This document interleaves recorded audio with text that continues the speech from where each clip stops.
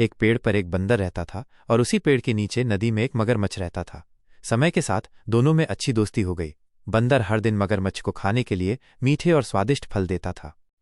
एक दिन मगरमच्छ की पत्नी ने उसके साथ खाना खाते हुए फलों के स्वाद की तारीफ की और मगरमच्छ से पूछा कि उसे इतने मीठे फल कहाँ से मिलते हैं। मगरमच्छ ने उसे बंदर के बारे में बताया। ये सुनकर मगरमच्छ की पत्नी ने एक भयानक इच्छा व्यक्त की।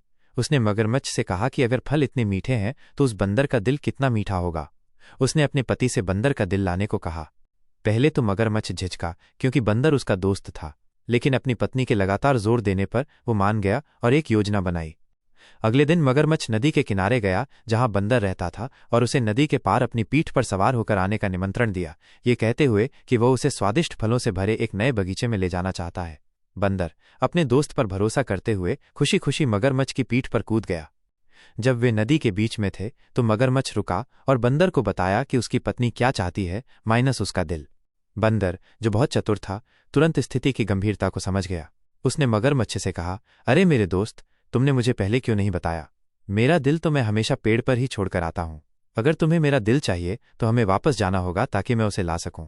मगरमच्छ अपनी मूर्खता में बंदर की बात पर विश्वास कर गया। वो तुरंत मुड़ा और बंदर को वापस पेड़ तक ले गया।